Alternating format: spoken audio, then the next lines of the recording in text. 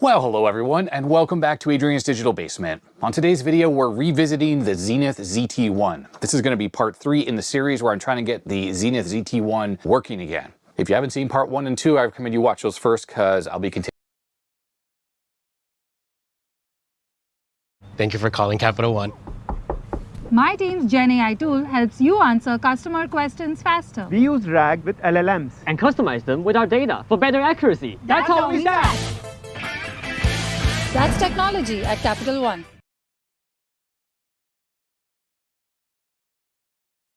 This is the Dell AI PC, built for AI. It was designed to optimize your battery life.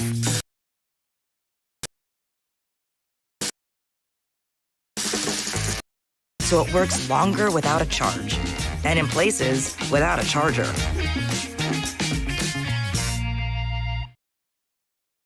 Well, hello everyone, and welcome back to Adrian's Digital Basement. On today's video, we're going to be taking a look at this Zenith ZT1 terminal. From the best of my understanding, this is an all-in-one terminal that has a built-in 300 baud modem, NTSC video output, and a very nice Alps SKCC keyboard. This machine, unfortunately, has a fault, so we're not just going to be looking at it, we're going to be trying to repair it.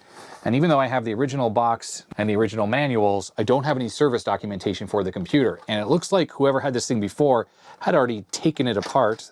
The lid is removed and the screws are on the inside, but the thing looks absolutely brand new. So I don't think this thing's ever been used, and I guess it just never worked properly. So in this video, let's take a closer look at this terminal, see what it's all about, and see if I can get it working. So without further ado, let's get right to it.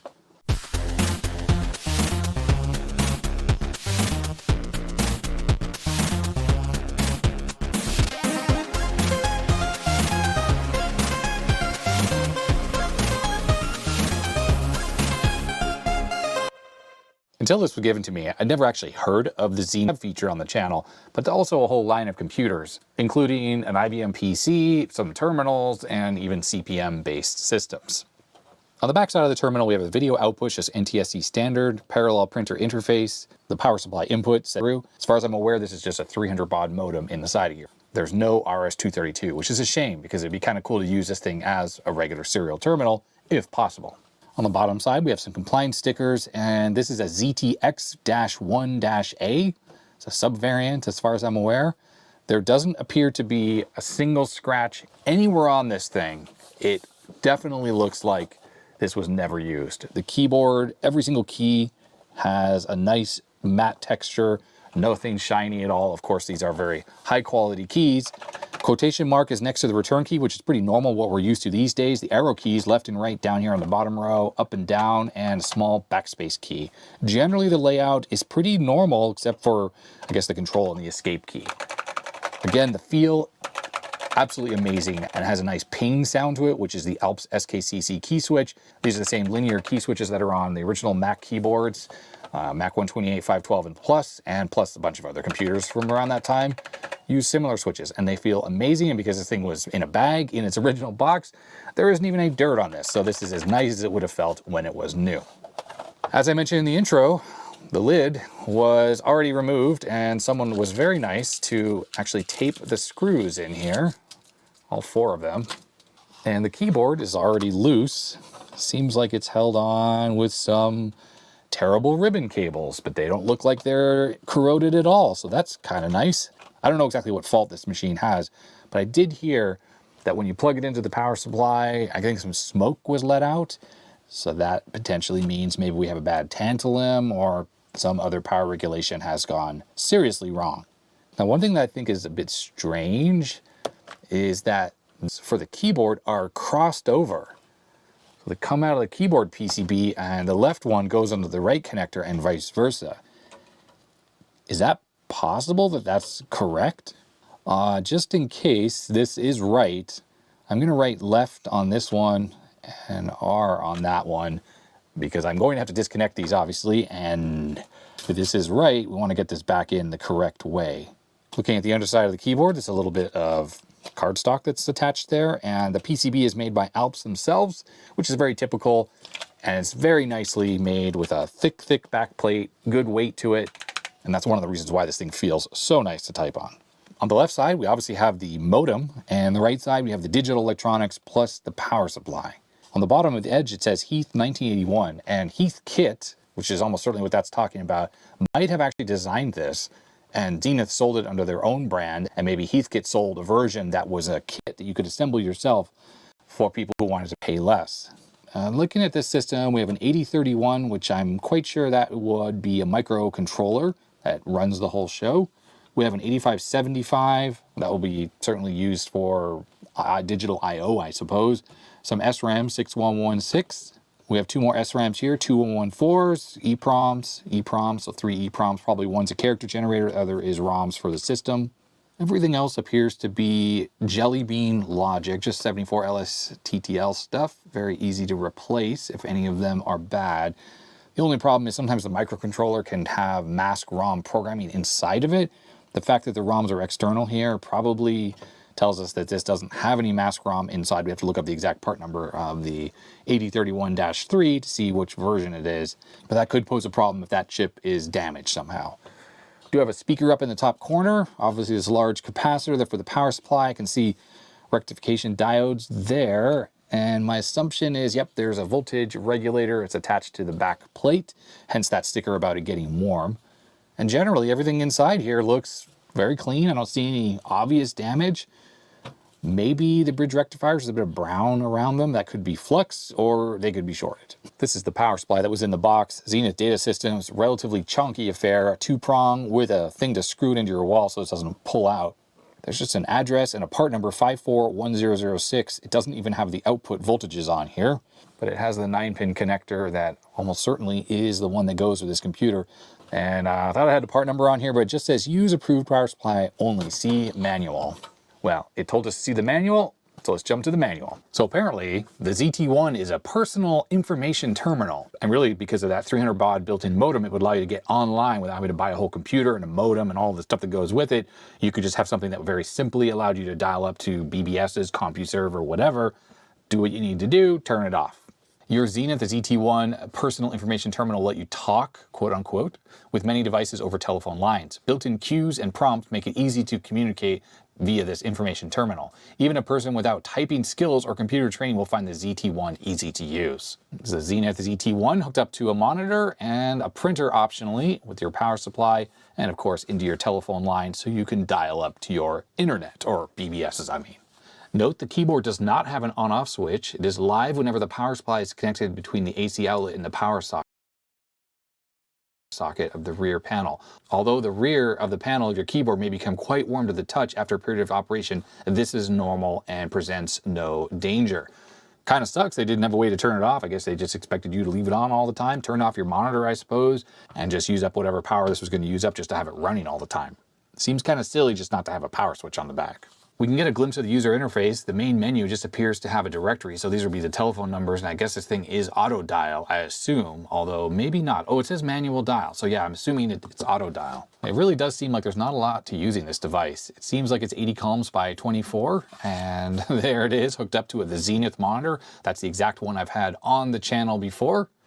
Think of someone you would like to call to try out your new terminal. Type his or her number at the cursor and you will see the number as you enter it. Note, if you type a hyphen in the number, a 1-second pause will result when you dial this number. If you type a slash, a pause of up to 5.7 seconds will result. Up to, that's kind of odd. This pause feature will be explained later in the setup process. You will hear clicking sounds from your terminal as it dials the number. So pulse out, I guess it doesn't support tone dialing. Hold the telephone hands to your ear and you will also hear dialing sounds just as you were dialing the number on your phone. In the setup section, looks like we have clock and auto answer capability, full duplex, half duplex, X on, X off, and the internal emulation in this thing is VT52, DEC VT52. Pretty common and well used back in the day. So far, nothing particularly interesting or useful. Save sequences, but that's just VT52, so normal. Using a printer. So if you want to interface a printer to one, well, there you go. Odd, it's a voting connector. The majority of those pins are not even connected. We just have regular D0 through D7, day strobe, acknowledge, and ground signals. You can use your terminal as an electronic typewriter. Looks like we have an Epson FX80 or RX80 printer attached. I actually have one of those printers. I love its workhorse. You can type full page of text, edit and output to the printer, or you can type out dynamically. So I guess as you type one line at a time, it just prints it. And well, actually, that is it. It doesn't even talk about what power supply we should be using, like if this is the right one or not. It certainly looks like some power supply, but nowhere in here does it talk about the actual part number. We have a personal information quick reference card, but this just talks about the escape codes and some of the functions. There is an addendum for the ZT1A, and this said ZTX1A inside on sticker, but this appears to be just a ZT1A. It's got some password capabilities to the firmware for TimeNet, Telenet source, any other online service, and this is source enhancements for the terminal, whatever source is. Well, that's pretty much it for the documentation. I can't find anything else. We're on our own for trying to figure out what exactly is going on with this thing. Our first things first, we need to check for shorts. So I'm going to check those tantalum and these diodes. And then I suppose I can check these two capacitors. It could be simply that this cap needs to be reformed, so it's kind of shorted right now. And once it's reformed, everything will be just fine. But the fact the screws were removed from this kind of leads me to believe that what was wrong with this thing was wrong with it years ago, and that's why someone took the screws out and left it unscrewed in the box. We're going to use a multimeter set to continuity mode just so we can beep out these diodes, see if any of those are shorted, or these capacitors as well. Actually, I have to switch to diode test mode. Let's take a look at these diodes. So when you're testing these in this mode, the black probe goes towards the band. And 0.58, that looks good. That's exactly what we want to see. We don't want to see any of these shorted or open. Shorted would cause all sorts of unhappy things to happen in the power supply. So that one is good. You do have to poke through any kind of flux, which I think is what the brown stuff is on here. You probably hand soldered onto the board at some point. Okay, all four of the diodes are looking good. This is a battery. This is probably an ICAD battery, and I can see corrosion down on the bottom of the case. So let's cut this out. Let's see what the damage is underneath. Oh, I can see some damage. Is that really a 1979 date code for this battery? Or no, right, 1982. Let's see some of the codes. 1980.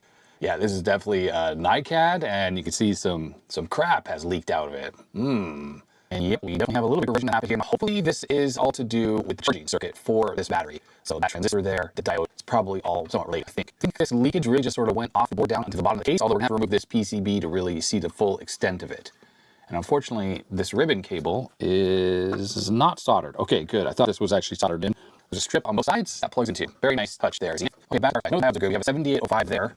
And can we see the other one? We cannot. Let's get this capacitor out. We'll use this anyways. I think there's some double-sided adhesive holding this onto this bracket, so that zip tie was just for extra strength. So take out the bracket, mainly because I want to take a look at that part there. So that has kind of a custom part number on a National Semiconductor.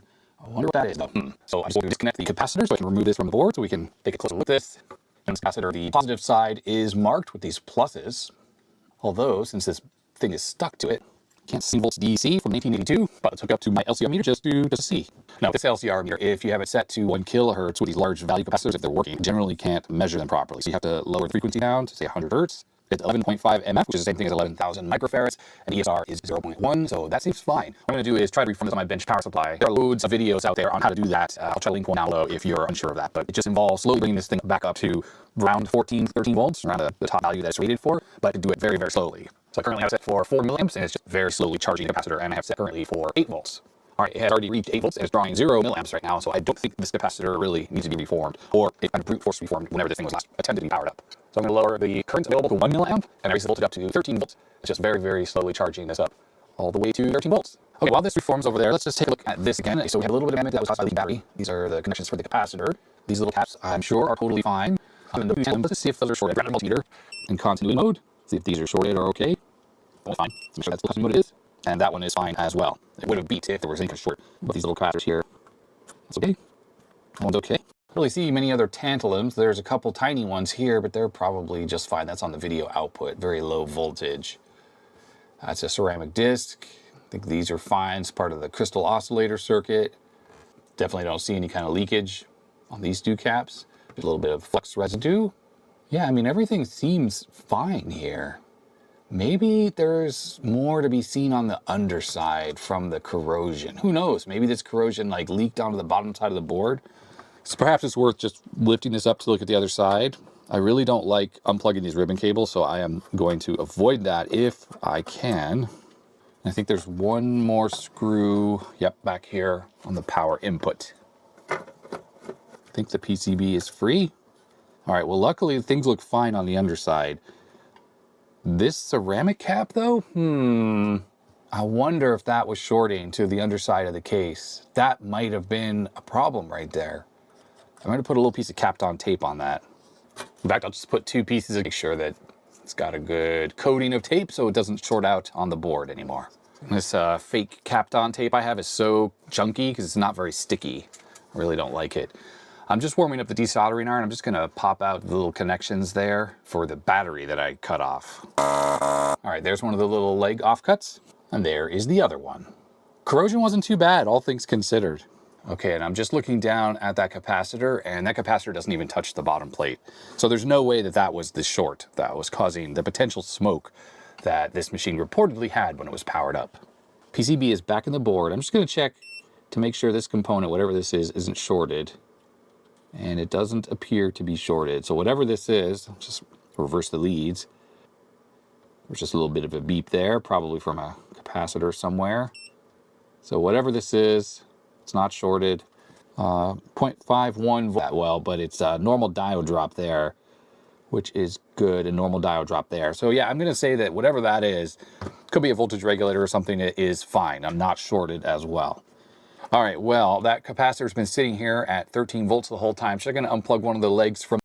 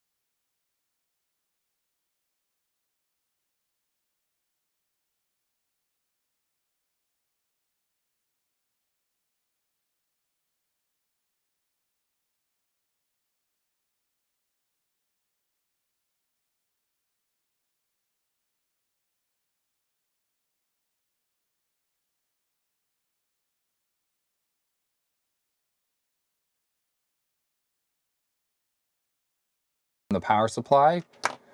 Wow. And it's sitting there holding that voltage without any issues. So this Sprague cap is in good shape. I do need to discharge it before I hook it back up to the system. So let me find a resistor to do that with. So let's see, I think I have some discharge resistors right here. Look at that, still little silver cap, not so little. It's not hot, but it's warm. Now, one thing about these types of caps, and this will be an interesting little test, is when I unplug one of the leads, the voltage should probably go back up. Let's just try that right now.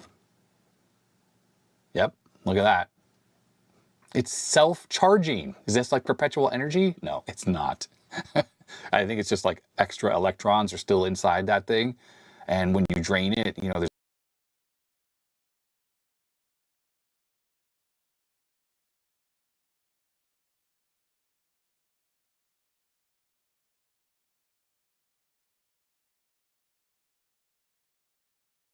internal resistance. So some of them are hidden away where it can't be, well, they can't be drained super quickly and easily. So when you unplug it, they kind of migrate around, and that's why the voltage goes up again. So we'll just hook it back up. Now, one thing with this you should never do is hook up the power supply without that capacitor or some capacitor hooked up to those leads. And that's because almost certainly the AC volts that gets rectified and turned into DC is stored in this capacitor first before it goes to the voltage regulator or regulators. And you really need to get that hooked up just for stability of the entire regulation circuit. So for now, so we can run this thing with access to all of these components so I can measure if anything seems out of the ordinary, I'm going to hook this up with clip leads. And I'm going to reattach the fasteners for the two regulators, or one regulator or whatever the other one is, just so they're getting contact with the back plate. Running these regulators in free air when you have any kind of load on them is a recipe for damaging them. So we'll just double check. Okay, the red wire is going to here, which is where the pluses are. That's the positive side. So everything looks fine there. And this power supply, at least according to what we see on the back here, is just AC. So there's no DC in here. That means there's not really anything to fail. And I don't know the pinout of the connector, so there's no way for me to really test this thing. And of course, this has no power switch. I can't even plug it in before this whole thing is turned on. But I don't think it really matters because someone already tried to turn this on before. And if it was going to destroy this board because, say, this power supply is bad, that would have already happened. But we would have also seen visible signs of destruction, and that's not something we see. Before I connect that up though, we are going to hook up the multimeter to the cap just so we can measure its voltage once we power up the system. But keep your eyes peeled for any kind of smoke. Okay, 12 volts. I mean, that seems fine. And I heard the relays click, by the way. Now I'm wondering if the smoke that came out of this was maybe the battery, because like the charging circuit is going to be trying to charge it. Wow, the pads are completely gone. 1.7 volts to the battery. I suppose if that was a single NiCad cell, maybe that's an okay charging voltage, 1.7 volts. Yeah, I think it would be. Well, it's kind of going up on its own too. Anyways, let's check the voltage on one of these chips. So we're at 4.96 volts. That looks fine. So that means the voltage regulation is working. Yeah, this one over here, that one's quite warm. This one here, not so much. So I'm really glad I reconnected that because that could have damaged that pretty quickly if it was just in free air. Yeah, that's hot.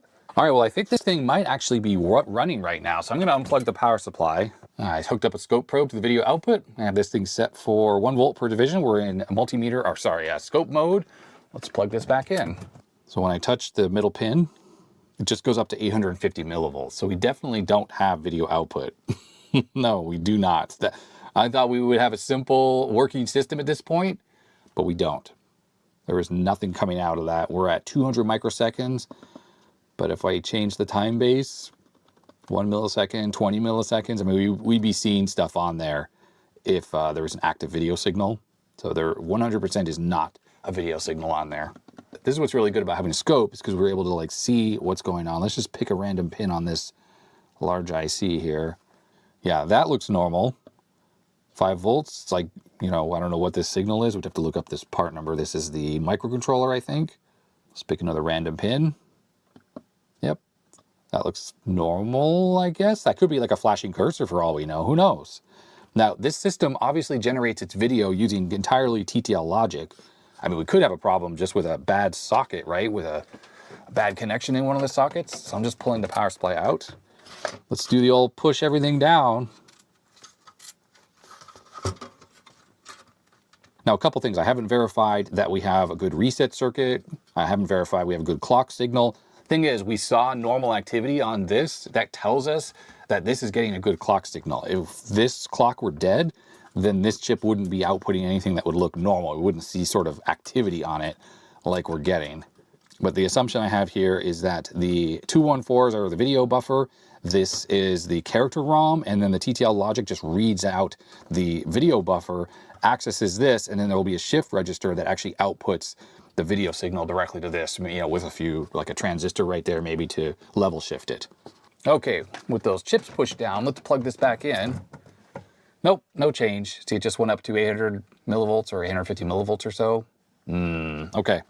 All right, so this is where not having schematics for this sucks, because if I had the schematics, I don't think it would be difficult for me to just analyze that video output circuit and go backwards just to figure out where the signal is stopping, or like what's generating the video and why it's just sitting there at 850 millivolts. It's just stuck high all the time. We should be seeing sync signals. We should be seeing, you know, the actual ups and downs of the video signal itself, like the character data, but we're not. So I think the failure is probably somewhere late in the video stage. Whatever combines the sync signals, which will almost certainly be generated separately from the character data, there's probably a chip that combines that stuff, and that's not happening properly. Looking at the excellent Apple II book, the Apple II circuit description, it really explains how the Apple II video circuitry works, and the Apple II is probably relatively similar to this machine. And by similar, I mean it doesn't use any kind of video display processor like a 6845 or 6545 to help generate the video. It's doing it all through TTL logic. The main difference on the Apple II, of course, is that it is using main memory on the system to actually generate the video, so there's some interleaving going on there, while this appears to have the 2014 chips to do that. But if you look at this, the 6502 can write to the screen memory, which is the main RAM in this case, and that data gets latched over to the video generator, which is some TTL circuitry that just outputs the actual video data. That's the character data itself. Now, part of that's not shown on this block diagram is there's going to be the character generator ROM, which on Apple II is a Signetic 6513, I think, or maybe on later ones it's a normal EEPROM. And that video data gets sent out to the transistor that then is actually outputting the video signal. But there's also the video address generator, and that's what the 6845 does on a lot of other systems, but this is TTL logic in this case. And that accesses all the memory, and it does it in a way that every 60 times a second is updated, and that latch data is what goes to the video generator. But the video address generator, besides accessing the RAM, also is generating the sync signals and the color burst. Now in the Apple II, I forgot, this is just mixed together with some resistors, and that goes to the base of this transistor. I don't know if that's happening on this board, but maybe that is the same. But on the other hand, this might be using normal TTL logic to do that combination. Now, generally you want to use resistors because the sync signals actually can go beyond the video signal. So if you just use TTL logic to make the entire video signal, well, then that means that the sync signals aren't going to be at the correct levels, but a lot of monitors do just work. But we weren't even testing this on a monitor, right? We're using the oscilloscope so we could see that there was no video signal. Now, there's a couple different ways we can try to approach this troubleshooting session. One thing is we can look for the shift register, which there almost certainly is. That's going to take the parallel data that's coming out of the character generator and outputting a serial string of data, and that is what gets sent to the video signal. The Apple II uses such an IC. And that's what you see on this block diagram. There are actually two shift registers, one for text mode on the Apple II and one for graphics mode. This doesn't have graphics mode, so it's just going to have one. And on the Apple II, that goes to this data selector, but that's not even necessary on this system because the data selector will switch between, the different graphics modes, like these two different streams, low-res video, high-res video, or text data. So on this design, we have to just imagine that there's a shift register that probably goes directly to the transistor through a resistor, or it's going through some TTL logic to combine it with a sync, and there's no color burst because it's a monochrome system. So it's really just a sync signal and then the text data, which actually is coming from up here, but whatever, it's all the same here. But what we need to do is take a look to see if we can find on this board those shift registers so we can actually look to see if we see that pixel data flowing through them. Oh, and I'm sorry, I got it a little bit wrong. I think 2513 is the character generator on the Apple II. And you notice it has D1 through D5 as output. So it has 5 outputs. And the input is what comes from RAM. And that goes into this. And the reason why it has 5 outputs that are used, it might have more outputs that just aren't used, is that each character on the Apple II is made out of 5 pixels by 7 down. Well, the scan line's going across the CRT, and it's only generating one line of pixels at a time, right, for building up the characters, and that's why only 5 outputs are used. So that is going to be similar on this again. And the 74166 is a shift register, 8-bit shift register, so that is what's generating the text mode video data that comes out of QH, and it goes down to this data selector. And I'm pretty sure that these chips, LS194s, are 4-bit shift registers used to do the graphics modes. Now, the whole circuit's kind of elegant, but also a little bit more complicated because, of course, it has a bit more capabilities with graphics mode and low-res graphics mode, stuff like that. But anyways, in the end, video data comes out. So I'm going to look at this board to see if I can figure out which chips might be relevant here, and so we can start poking around. Okay, right off the bat, here's the 166. This is the 8-bit shift register, and notice it has some traces that go over to the EEPROM, which is almost certainly the character ROM. So we need to take a look to see if we have character outputs on this chip, because if we don't, then we know the problem is more upstream. So that's just a good place to start. We gotta start somewhere. Normally I have some schematics showing up on the lower section below the oscilloscope there, but we don't in this case. And first we'll just check the output of the video signal, and yep, we're getting that 798 millivolts. And now we're looking at the output of that shift register, and there is nothing happening on there. Right, okay, so we know the problem is probably further upstream. Let's take a look at the character generator ROM, which is a 2516. So the data lines are 9, 10, 11, and 13 through 17, but the address lines are the important part. That's what's going to be going into this chip to select the pixels that are coming out of it. So for sure, pin 7 should have some activity on it. And when we look at that, absolutely nothing is happening on pin 7. It changes a little bit when I touch it, so we know there's some life, but that's it. Let's just check the voltages real quick. Make sure we actually have a good voltage VCC pin 24. Okay, we're getting 5.04 volts, so that's good. But the inputs to this chip have nothing happening on them. So clearly there's no way we could have any characters coming out of this without any activity on the character ROM. Oh, there's a little bit there. Okay, let's go through all the pins. Okay, wait a second. Seems like nothing's happening. If I push down on it hard, nope. Well, whatever was there is gone. I was on pin 3, I think. what the heck? Let's just go on this pin, and I'm going to push on parts of the board. I mean, you saw there was some activity there, but it was weird. It was all at the top, which clearly is not going to work. Well, whatever was there is totally gone now.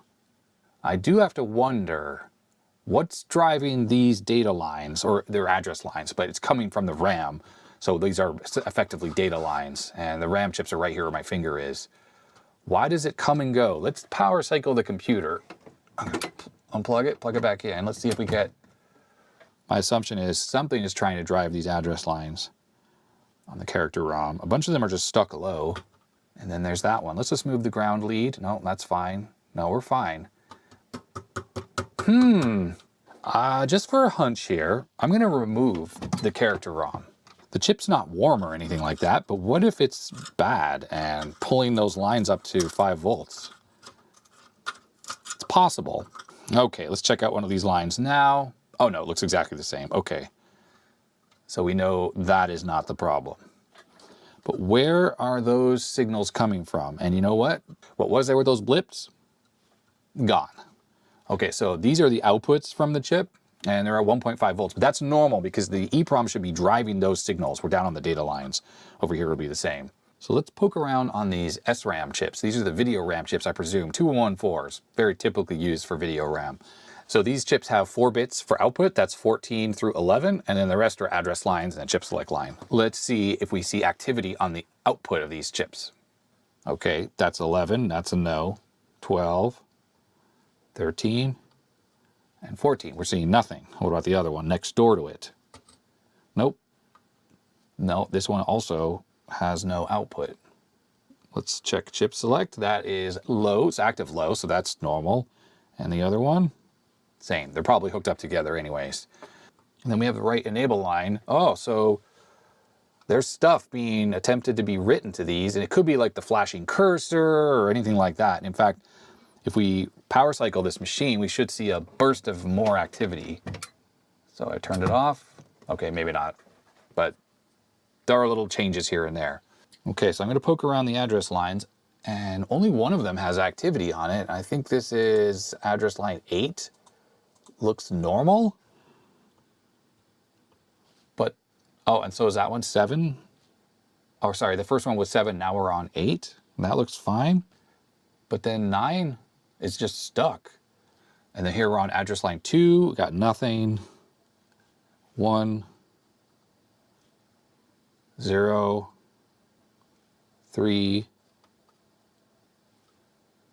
4, 5. I think that is, actually that one was 5. That one was 6. So really not much happening on any of the address lines. Now I'm sure all the lines are parallel between these two chips. Yeah, they look the same. So we should have a little bit of activity over here. So that's nothing, that's the same. And then yeah, we have that. So stuff is going on with this machine, but it's weird. And I still think the problem is maybe upstream. Okay, so far I've ruled out that the EEPROM is the problem. I mean, it might be bad, but I doubt it. I think the problem is upstream from that. And the shift register, I mean, again, it's not going to do anything if there's a problem upstream. So that would be why we have no video data. The 2 video RAM chips, the SRAM chips, they seem to be kind of not doing much either. And only a few of the address lines actually have any activity, and none of the output lines have any activity. Oh, and we saw the right enable line getting pulsed as well. Now, for all I know, the code that's running on the CPU, well, the MCU in this case, maybe it's using the 8575, which I'm pretty sure is like a parallel IO type chip. Maybe some of the outputs on this are actually generating or driving the video circuitry. I mean, who knows how this is all hooked up. The fact that it's sitting right here maybe implies that it's somehow related. But again, without schematics, it's not the easiest for us to know exactly if that's the case. 2845 might hook this part of the circuitry up to the CPU side. The computer just made a click noise on its own. That doesn't make any sense. Why? No, you know what? It looks like it's dead. Yeah, it looks like we have no longer any activity anywhere. Do we still have 5 volts? No. The whole thing is 800 millivolts right now. Why? What happened here? Okay, I hooked up the multimeter back up to the capacitor, which is definitely connected to the board. Let's see what we get when we plug the power supply in. Nothing. Everything looks fine. I mean, it was running, right? We saw it running. We had smooth or good 5 volts, but we're getting absolutely nothing DC volts out of the power supply. I think the power supply might have died. This brick here. And you can see there's no fuse or anything on this whole system. All right, I'm gonna set this to AC volts, and we're gonna poke around on the board here. I don't know where the other trace, I see 2 thick traces coming from the connector that go to the bridge rectifiers. Okay, we're getting 0.22. I'm pretty sure that is the AC input that's going into the bridge rectifier. I think it's bit the bucket. I think that external brick has died. And that just took out the main power supply. Now, this is not the same problem we've been troubleshooting. It's unrelated. I'm positive this is unrelated. So I think what I'm gonna do, I'm just gonna feed 12 volts directly into this cap from my bench power supply. And one of the issues I see with this is I think this power supply is sort of like a dual voltage thing. There are no screws in it. And I think part of the AC volts probably are for the modem. And then the other part is just for the digital board that gets converted down to 5 volts just to run the whole system. Okay, so that's the bench power supply. Let's turn this on, and I'm gonna feed this exactly 12 volts because that's what we saw on that cap. I'm gonna give it 500 milliamps first. Let's just see what happens. No, that went to current limiting. Oh, you know what? What if this thing has, what if something has shorted on here? I'm gonna try 1 amp. No, there's a short. There is a short across these wires. What happened here? I mean, my only assumption is that one of these voltage regulators has died.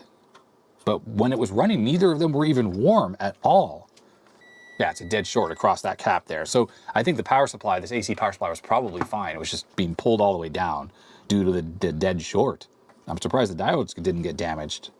Well, let's check these diodes for shorts, because if any of them are shorted, it would have this effect. No, those seem fine. Yeah, there's a short across that tantalum there. Well, it could well be that these tantalums are the issue, because we know those are very prone to going short.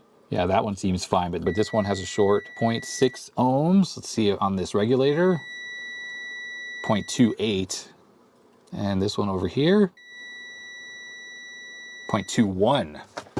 Are you able to see that? So I'm just looking for the lowest resistance. And the problem is, of course, you know, it's not an exact science. 0.21, 0.245, and the tant here, 0.28, so that's even higher. So I don't think it's the tantalum, and I don't think it's that. I think it's this one over here, and that's the one that we don't know what it is because it's not labeled. So to try to figure out what this is a 7805, but this one over here I don't know. So those pins are common. Those pins are common, and they're shorted. And the output, which I think is this pin on the right, that is not common. So let's see where this goes. Does this go to this chip here? Okay, so the 7805 goes to this TTL logic chip. But what does this output go to? I may have to take the board out again and figure out where it goes. Okay, that's the output. It goes to this little capacitor here. I wonder if it goes to like this printer interface card. No. I wonder if this is for like the logic on this modem card maybe. Let's see. Oh yeah, it's on that pin there. Well, the reality is I probably have to take this board out again, and we can try to see where this capacitor, this little bypass cap off this regulator, where it's going. And I can try to figure out what it goes to, and if it's just another 5-volt regulator or something else. Part number 207-442-54. I mean, that's not helpful. Incidentally, that is the one that was getting really warm while the system was running, but of course it wasn't burning hot. And because I had it attached on the back of the board here, it actually had some cooling for it. It wasn't like it was just flapping in the breeze, overheating. So I'm just going to spend a moment to remove that part from the board and confirm that that is what's causing the short. And while it's out, or the board's out, I can try to figure out where exactly that output goes to, like which chips. Maybe it's part of the board. Maybe it's the video circuitry has its own dedicated 5 volts for noise purposes. I mean, that's possible. But why isn't it just a normal 7805 like the other one? I couldn't tell you. And I have to hope that while this thing failed, it did not take out the AC power supply. That would suck. And yeah, incidentally, that's the output pin. It goes to that little bypass cap, and then it goes to a via right there, and where that goes, it's hard to tell. It kind of looks like it goes to a small capacitor right there, and then from there, I can't tell. It goes underneath chips. All right, there it is out of the board. Let's see if we have lost our short. Oh, no, we did not lose our short. Still there. So there's nothing wrong with that regulator. Well, that's good because I didn't know what it was. So that pin goes to the bridge rectifier right here, but those diodes are fine.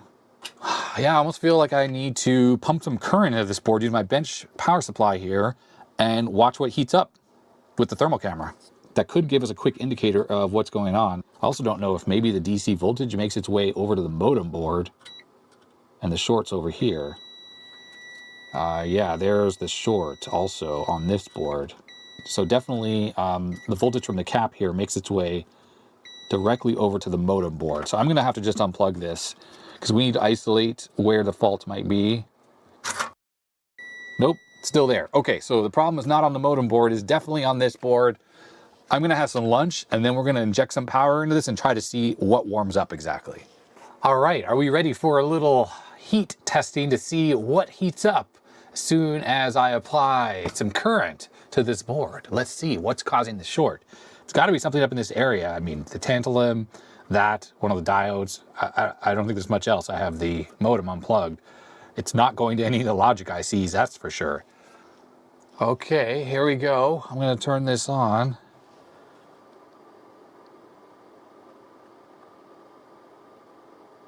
I'm not really seeing anything heat up. Okay, I am. Looks like it's that capacitor right there. Sorry for showing the screen, but the wire itself, the ground lead was heating up, oddly enough, quite hot, even though the positive lead was not. And then it certainly seemed like that little capacitor that was right next to it was heating up. Looking at the back of the board, that's the regulator I removed. This is the capacitor that I thought might be the culprit.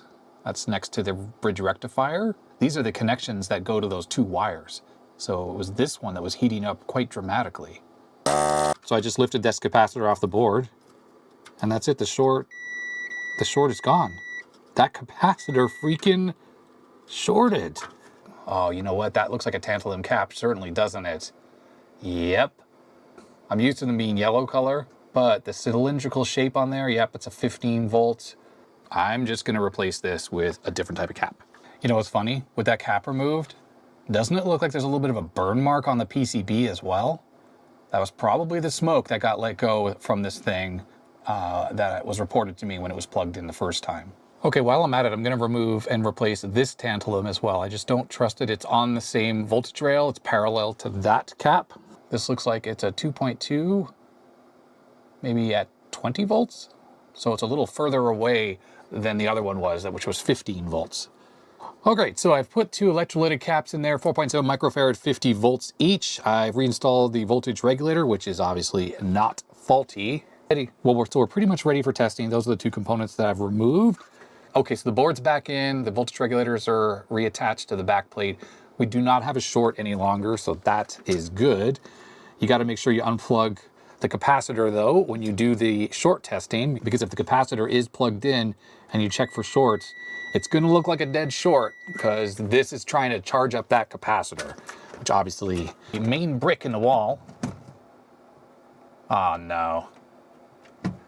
There's absolutely nothing happening. So my assumption is that this has a fuse inside and it has blown. Now, of course, we can go back to what we were doing before and try to power this whole thing up using the bench power supply. I have the leads just sitting right here. Let's make sure it's currently off, and it is. So I have it set for 12 volts. Okay, we're at 400 millivolts right now for the whole board. And let's just probe one of these random ICs. Yep, 4.96 volts. So we're back in operation again.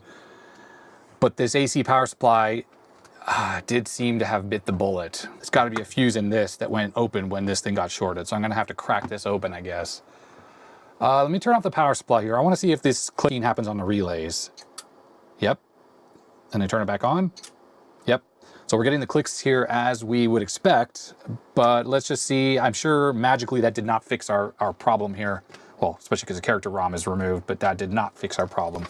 On the output side, okay, we're looking at the address lines on the character ROM, and they look pretty much the same. How about on our video RAM? Yep, that's how that was looking. Just a couple of them are actually doing anything. Most of them look like that. So we just get sort of small amounts of activity, except for these two lines, which actually seem to have some pulsing on them. So there's an LS245 right here. I have my finger on it, and I'm assuming this connects the CPU to the video RAM subsystem over here. And let's just take a look. So on one side of the chip, we see activity, and on the other side, nothing. Nothing at all. And taking a look at these two ROM chips at the data lines, they look the same with a little bit of that downward peak as the left side of the 245. So I would say that 245 I have my finger on is separating the ROMs and the CPU side from probably the video subsystem. In fact, with the multimeter in continuity mode, let's just check some of these lines over here to see these. There we go, that's connected there. Yeah, it's connected to that chip. So that confirms this LS245 is connecting the data bus lines on this side to the video RAM. And it's probably even this chip here. We should look up what that is exactly. 8275. Oh, I'll be darned. This is actually a video controller. I just assumed this was like a parallel interface thing or something like that. But people were screaming at their screen telling me, no, that's a T controller.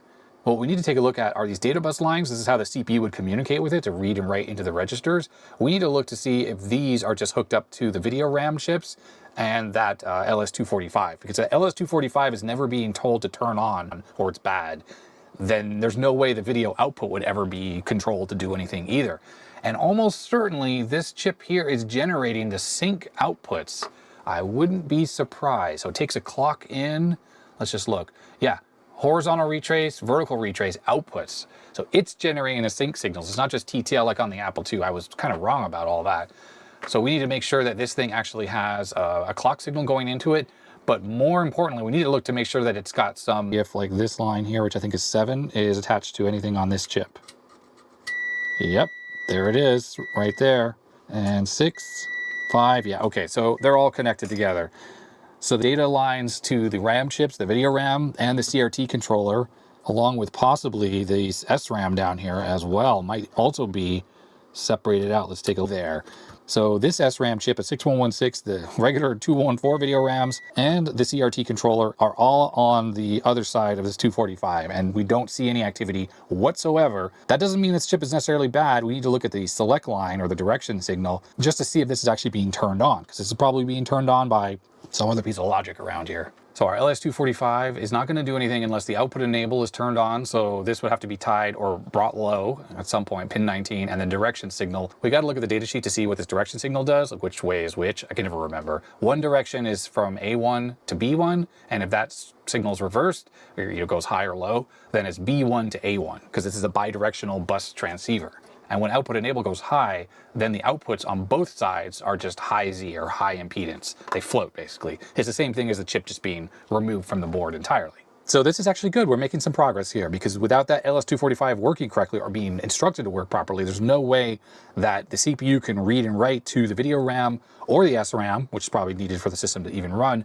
And of course, it can't read or write to the CRT-C, the CRT controller, to turn on the sync signals and program that chip. So I'm going to start on pin 1 here, and let's turn on the bench scope. Okay, well that's interesting. So it's high, and we should look at the data sheet to know exactly what that meant, but we see a pulse there, and we do see regular pulses, which would theoretically be where it's reversing the direction of this chip. Now let's take a look at pin 19, because that needs to be low. Oh. Well, that's very interesting. So we're getting normal activity on pin 19 as well. So whenever that signal is low, that's telling this chip to turn on. Now I'm going to hook up a second oscilloscope probe. Let's look at both those signals at the same time. All right, there are the two signals overlaid on top of each other, which is good. We wanted to make sure that the direction signal, which is the yellow trace, was also going low at the same time as output enable. Because if direction pin was doing something while output enable was not turned on or low, that's the red trace, then that would most likely indicate a fault. Because there's no way that the direction pin would do anything if output enable was not asserted at all. So here's the interesting thing. I'm on the output enable pin. I'm going to reset the system so I can turn it off and on. Let's see if we see a flurry of activity. Oh, it was so quick and hard to tell. doesn't really look like it, because you would think the first thing it would do is start reading and writing from the memory, like the SRAM chip that's there, and that doesn't seem to be the case. Yeah, I would kind of expect when you first power this up that we would get like a flurry of activity while it clears the video RAM and tries to write to the main 6116 SRAM. We're not really seeing that. Okay, so we're looking at output enable, and I just picked one of the random data lines. So I'm on, I think, pin, I don't know, 4 or 5. Okay, so here's what's happening. So when the red trace goes low, this chip should be turned on. And I'm thinking, based on the direction signal, which we haven't really looked at, it should copy what it sees right here, which this yellow trace, I don't know, is doing stuff, right? It should copy it to the other side. So I'm currently on pin 5, and that means pin 14 should have that on its output, I think. And it doesn't seem to have anything on the output. I am currently on pin 15, B4.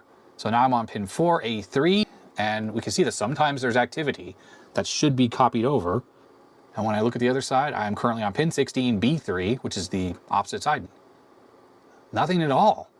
So that sort of makes me think that this LS245 is bad, although they really rarely fail. I've had them fail, but it's not common. And without really looking at a full logic analyzer or maybe a full trigger when I turn off the power, which is right chip on, and there's nothing happening. So that chip is never being selected, which might explain why correctly. First things first, I just bent that pin back in for this bus transceiver. So we'll pop this back in the board. Okay, so let's see if we can take a look at the datasheet for the microcontroller, single chip microcontroller. We have an 8031. Now it's not an A and H, but I don't think that necessarily matters. Let's zoom in because I can't read this. 8031, it's got no built-in ROM, but it does have 128 bytes of built-in RAM.